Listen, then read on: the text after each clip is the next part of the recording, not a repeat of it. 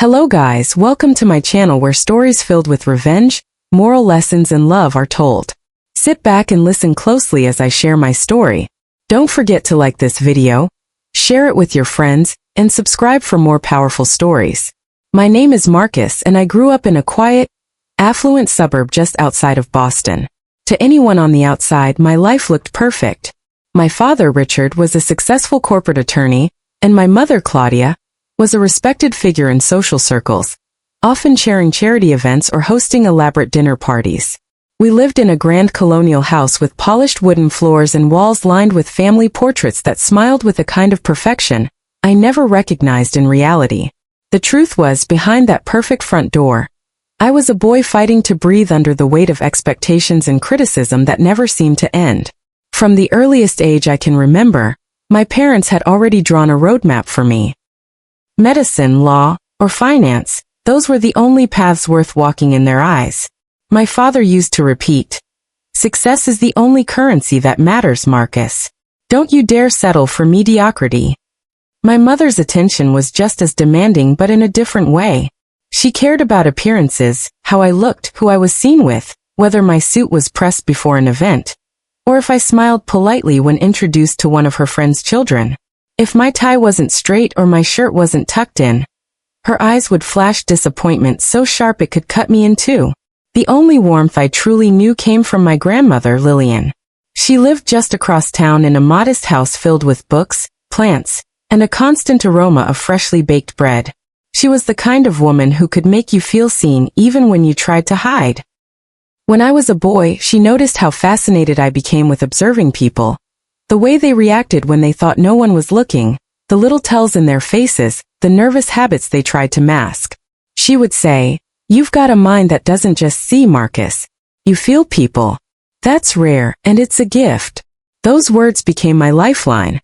While my parents scoffed at my interest in psychology, my grandmother nurtured it. She bought me secondhand psychology books, took me to the library, and encouraged me to write down my thoughts in a journal. I still remember sitting in her small garden as she told me, "You don't need to be what anyone else says you should be. The best thing you can ever be, Marcus, is yourself." But in my parents' world, individuality was a weakness. By the time I reached high school, the pressure had only grown heavier. My classmates celebrated small victories, making the basketball team, scoring well on a test, but for me, anything less than the highest score wasn't even acknowledged. My father once looked at a report card filled with A's and 1 B, then tossed it onto the table with a scowl. "A single crack ruins the foundation. Do you want to be a disappointment?" Those words echoed in me for years, lodging themselves deep into my chest. Anxiety became my closest companion. I would lie awake at night staring at the ceiling, imagining what failure would look like in their eyes. Sometimes I'd practice conversations in my head, trying to find the right words that might finally win their approval, only to give up, knowing nothing I said or did would ever be enough. When I chose psychology as my major in college, it sparked a war in my family. My father accused me of throwing my future away. "You'll spend your life listening to other people's problems? That's not a career. That's a waste of potential." My mother's words were quieter, but just as cutting. "Do you know what people will think of us when they hear our son chose that? You were supposed to elevate this family's name, not drag it into obscurity." The only thing that kept me going during that time was Lillian. She believed in me even when I was too drained to believe in myself. She reminded me that every step toward psychology was a step toward helping others, and perhaps even helping myself. She even offered to pay part of my tuition, something my parents refused to do because they didn't see my choice as worthy of their investment. Lillian's passing during my sophomore year was like losing the only anchor that kept me steady in the storm. I remember holding her frail hand in the hospital room, her eyes dimming but still soft with love. Her final words to me were, "Promise me, Marcus, you won't let them decide your life. Live it for you." I promised, tears streaming down my face, though part of me wondered if I'd ever be strong enough to keep it. After she was gone, the silence at family dinners grew heavier. My parents wasted no time filling the gap with sharper criticisms. Without Lillian there to defend me, I became their favorite target. Claudia would comment on how tired I looked. "You've let yourself go, Marcus. No one takes someone seriously if they look weak. Richard would dig into my choices. Every hour you waste studying psychology is an hour you could have been studying real science. Their words burrowed into my skin, making me second-guess every decision I made. Yet, despite their constant disapproval, something inside me began to shift. I found refuge in friends like Rachel and David, classmates who saw value in my passion and stood by me when I faltered. With their encouragement, I started excelling in ways I never thought possible. Professors noticed my insights, and one in particular, Dr. Adler, began mentoring me, telling me that my ability to connect with people on a deeper level was rare. He opened doors for me, introducing me to opportunities that gave me glimpses of a future where I could truly make a difference. Still, whenever I achieved something, I caught myself hesitating before sharing it with my parents. I knew their reactions would never mirror the pride I longed for. Instead, they treated every milestone as trivial, unworthy of celebration because it didn't align with their vision. I tried harder and harder, until I realized that the harder I tried to gain their approval, the further I drifted from myself. The truth I didn't want to face was that my parents would never see me, not really. They saw only the shadow of who they wanted me to be, and anything outside that shadow was invisible to them. But even though I knew this deep down, I wasn't ready to let go. Not yet. I was still the boy who remembered the sting of my father's scorn, the boy who longed to hear his mother say, "I'm proud of you." That longing was my chain, and I carried it all through college, even as I quietly prepared myself for the moment it might finally break. The day of my graduation was supposed to be one of the happiest days of my life. After years of sweat, nights filled with panic attacks, mornings of doubt, and afternoons of stubborn persistence, I had finally reached the finish line. As I walked across that stage in my cap and gown, hearing my name echo through the auditorium, I could almost feel my grandmother's presence beside me. I imagined her clapping the loudest, whispering, "You did it, Marcus. You kept your promise." That thought steadied my trembling hands as I accepted the diploma, a symbol not just of my degree, but of every battle I had fought against the voices that said I couldn't. Rachel and David were in the crowd cheering for me, their voices carrying above the sea of applause. My professors, including Dr. Adler, stood with pride. For a fleeting moment, I allowed myself to believe maybe, just maybe, my parents would finally see me differently. Maybe this moment would melt their coldness. When the ceremony ended, I scanned the faces until I spotted them. Richard, straight-backed in his tailored suit, and Claudia, immaculate as always, her smile practiced for the cameras but her eyes detached. They suggested a dinner downtown to celebrate. I should have known better than to expect anything more than another performance for appearances. The restaurant was one of those pristine, high-ceiling places my parents loved, where the waiters spoke softly and the lighting was designed to flatter the wealthy. I sat across from them, my diploma still tucked under my arm, a strange mix of hope and dread coiling in my chest. The waiter poured wine, and my father raised his glass. To Marcus, finally done with school. His voice carried none of the warmth you'd expect in such a moment. My mother added, "Yes, congratulations. Now maybe you'll reconsider your choices." The word lingered like a bitter aftertaste. I tried to brush it off, keeping my tone even. I'm proud of what I've achieved. Psychology isn't just a degree to me, it's a calling. I've been offered a position at the Bowman Institute in Seattle. It's a huge opportunity. My mother's lips curled into a smile that wasn't a smile at all. Seattle? That far away? And in what counseling? Therapy? Marcus, do you even hear yourself? After everything we've given you, this is how you repay us. My father's glass clinked sharply against the table as he set it down. His eyes were cold, his jaw tight. You're nearly 30, and you're chasing after what? Emotions? Conversations? Do you think that's going to uphold this family's name? You were meant for greatness, Marcus. Medicine. Law. Not this. The words I had rehearsed in my mind, please for them to see me. For them to acknowledge that my path mattered, suddenly felt foolish. I took a breath, steadying the storm rising inside me. I'm not asking for your approval. I'm asking for your respect. That was when it happened. My father leaned forward, his voice low but venomous. Respect? You think you deserve respect for throwing your life away? You were a mistake, Marcus. We wish you were never born. The air left my lungs. For a moment, the clinking of silverware and murmurs of other diners blurred into silence. I felt the words slice through me, each syllable sharper than any blade. My mother didn't correct him, didn't flinch. She just stared at me with eyes that carried the same judgment she always had, as though she agreed, as though she had always agreed. I tried to swallow, but my throat was dry. You really mean that? I whispered. My voice cracked, but my father didn't hesitate. Yes. You've been nothing but a disappointment. The rage that surged through me was unlike anything I had ever felt. My entire life, I had twisted myself into knots trying to earn their love, their recognition, even their basic kindness. I had endured sleepless nights, anxiety, tears I hid from everyone but my grandmother, all for parents who could look me in the eye and say they wished I didn't exist. Something inside me snapped. I pushed my chair back, the legs screeching against the polished floor. Diners glanced over, startled, but I no longer cared about appearances. Then you'll get your wish, I said, my voice trembling not with weakness, but with newfound resolve. From this moment on, I don't have parents. I will live as though you're dead to me.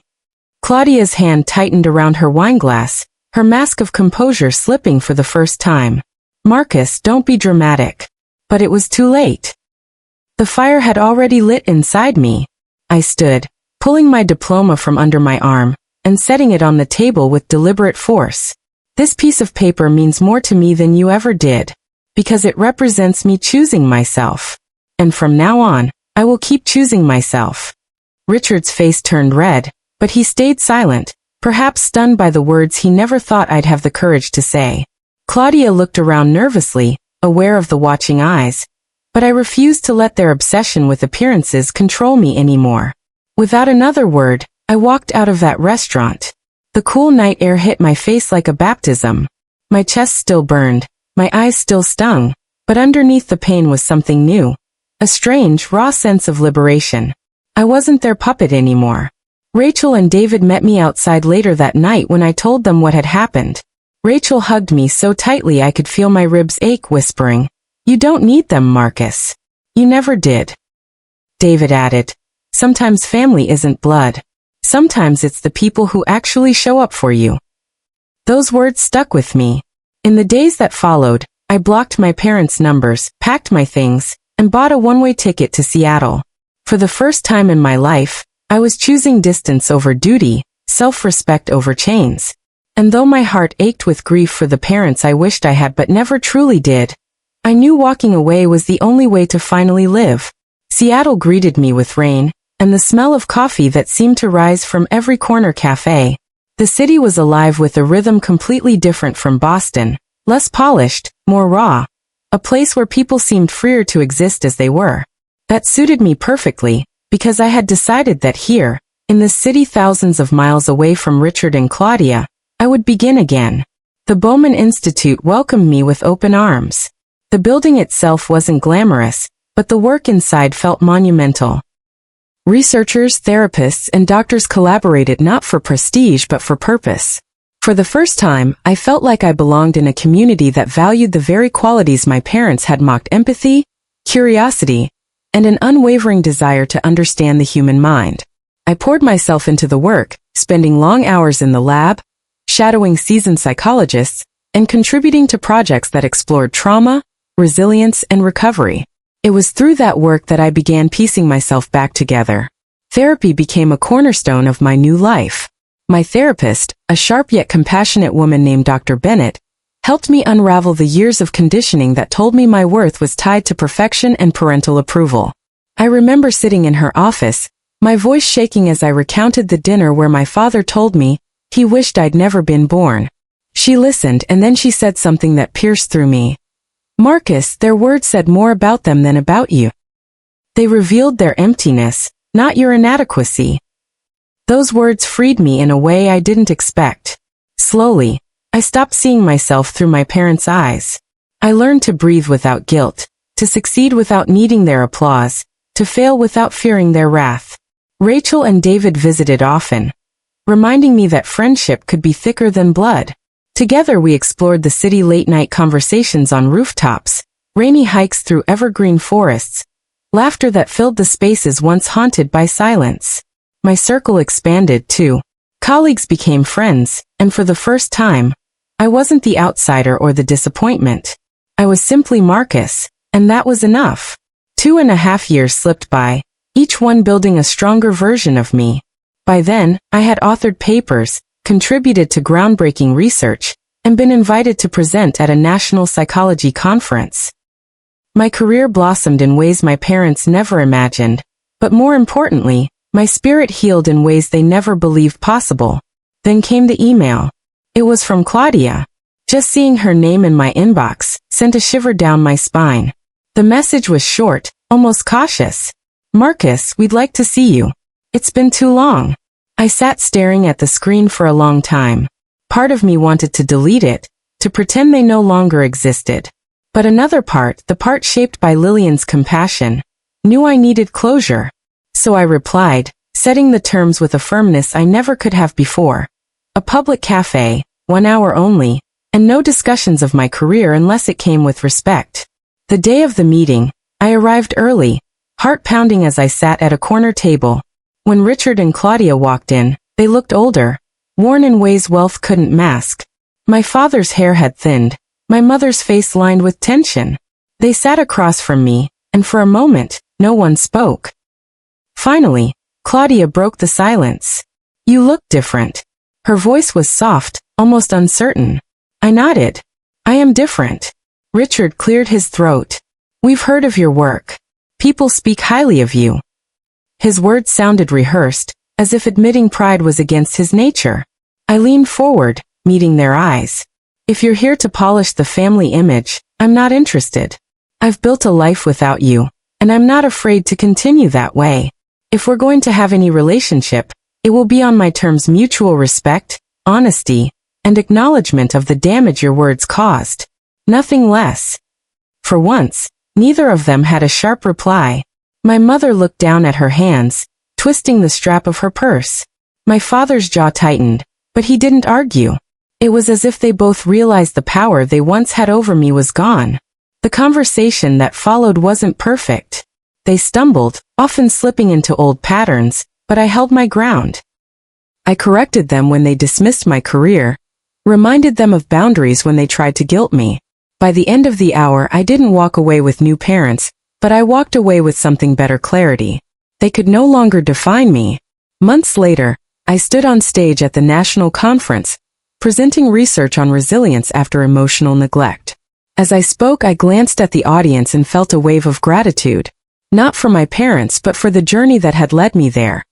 The pain, the rejection, the rediscovery. When I stepped down to a round of applause, I thought of Lillian. I imagined her smiling, proud not just because of what I achieved, but because I had chosen myself just as I promised. That night, as I looked out at the Seattle skyline, I realized something profound. Richard and Claudia's rejection had once felt like a death sentence, but in truth it was a rebirth. Their words, "We wish you were never born," had unintentionally given me the freedom to be born again, not as their creation, but as my own. My worth was never theirs to give or take. My worth was inherent, untouched by their scorn, rooted in simply being. And now, to everyone listening to my story, remember this. Sometimes the deepest wounds can become the birthplace of your strength. Sometimes rejection is the doorway to freedom. So don't forget, if this story touched you, to like this video, subscribe to the channel, share it with your friends, and comment on the lessons you've taken from it. Because in the end, your story, just like mine, can be the light for someone else's path. Moral lesson. Life has a way of carving us with sharp edges, often from the very people we thought would protect us. But those cuts, though painful, can shape us into something stronger, something unbreakable. My journey taught me that family is not defined by blood, but by love, support, and respect. You are not the sum of anyone's disappointment, nor the shadow of their expectations. You are whole, valuable, and worthy simply because you exist. If you've ever been told you were not enough, let me say what perhaps no one has told you. You are more than enough. Every step you take toward being your true self is an act of courage. Every boundary you set is an act of healing. And every time you choose your own path, you honor the life within you. So walk forward with your head high. Carry the lessons, not the shame. Remember, rejection can be redirection. And sometimes the harshest endings are the beginnings of the life you were always meant to live. Now I'd love to hear from you.